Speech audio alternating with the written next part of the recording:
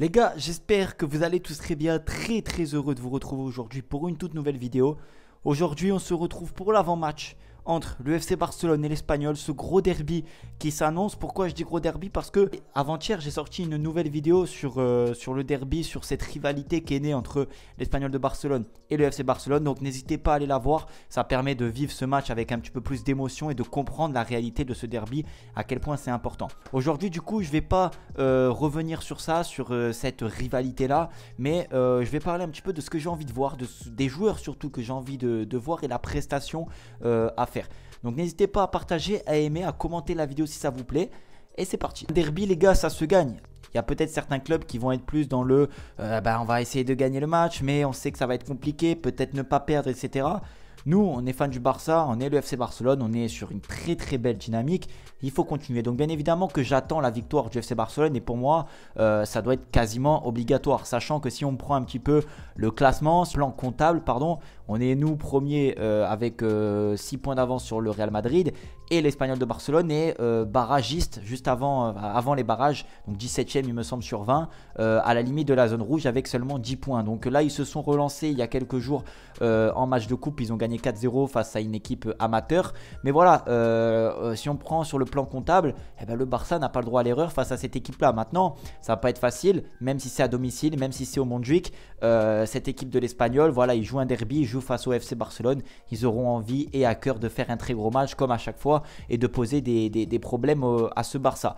Moi, j'attends une victoire, j'attends le beau jeu, j'attends tout ça, mais ce que j'ai envie de voir, c'est peut-être certains joueurs qu'on n'a pas trop vus en ce début de saison. Je pense à Gavi, bon, qui a été blessé, ce qui est normal, mais qui est aujourd'hui, je pense, apte à au moins faire 60 minutes en tant que titulaire.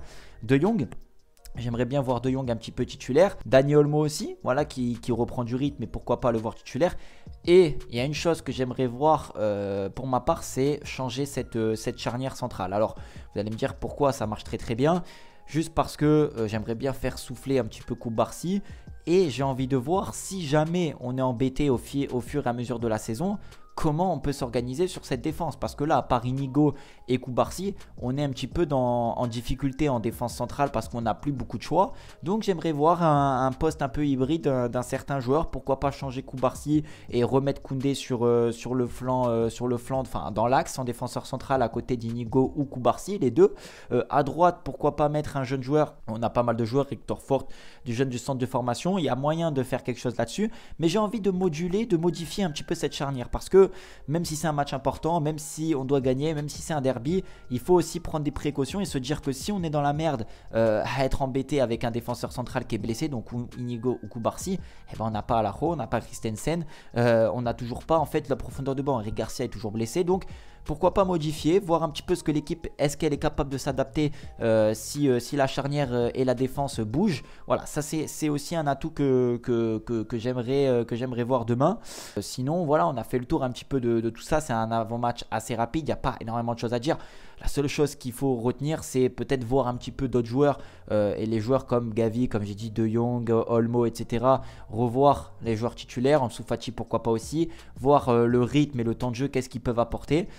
Et aussi, si le Barça, avec la modification un petit peu de l'effectif, est-ce qu'ils seront capables de garder ce niveau-là d'exigence? Je vous le rappelle, à Osasuna, on avait perdu le match, même s'il y a eu du turnover. Justement, ça n'avait pas bénéficié au Barça. Est-ce que là, on est capable de se réadapter et avec du turnover aussi gagner le match? Il y a plein de petites choses que j'aimerais voir, des détails sous des détails. Et voilà, et retenir aussi la victoire. Bien sûr, la victoire, elle est primordiale. Et pour moi, pour ma part, ça reste que mon avis, mon humble avis.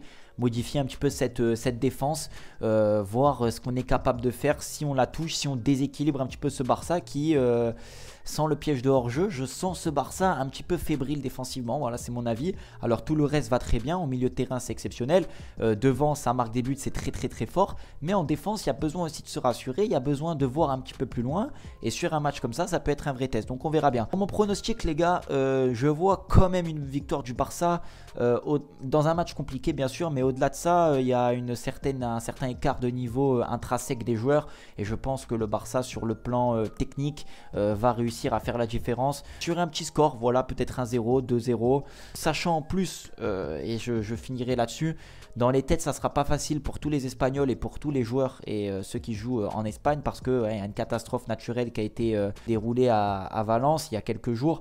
Ça a fait pas mal de décès, pas mal de familles en deuil. L'Espagne est sous le choc. Donc au niveau des joueurs, dans la tête espagnole, ça sera peut-être pas facile pour le Barça, pour l'Espagnol. Il y a des matchs qui sont reportés et tout. Donc voilà, peut-être que la tête ne sera pas qu'au football ce week-end. Il va falloir assurer l'essentiel. C'est pour ça que je vois aussi ce match avec une difficulté supplémentaire. Bref, prenez soin de vous et de votre famille. Partagez, commentez et n'hésitez pas à me dire votre score, votre pronostic et votre 11 de départ. Je vous dis à la prochaine. Prenez soin de vous et de votre famille. Ciao.